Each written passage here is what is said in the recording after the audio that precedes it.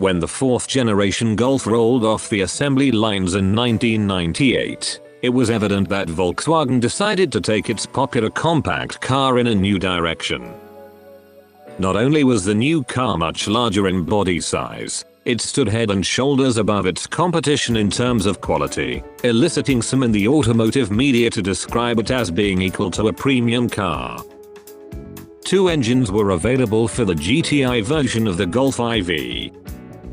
In its home market in Germany, the GTI received a normally aspirated 1.8-liter DOHC inline 4 that produced 123 HP, while the Japanese market received a turbocharged version of this motor that pumped out 148 bhp/5700 RPM.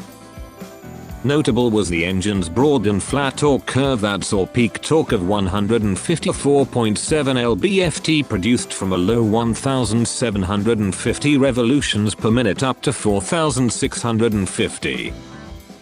But perhaps an even bigger change in the GTI's character was its switch from an adolescent hatchback to a more refined machine that gave it the feel of a GT car.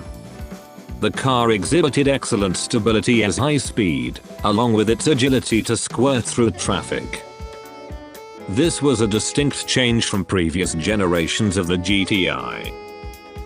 Perhaps this is why Volkswagen later introduced an even more potent performance-oriented version of the Golf GTI called the R32.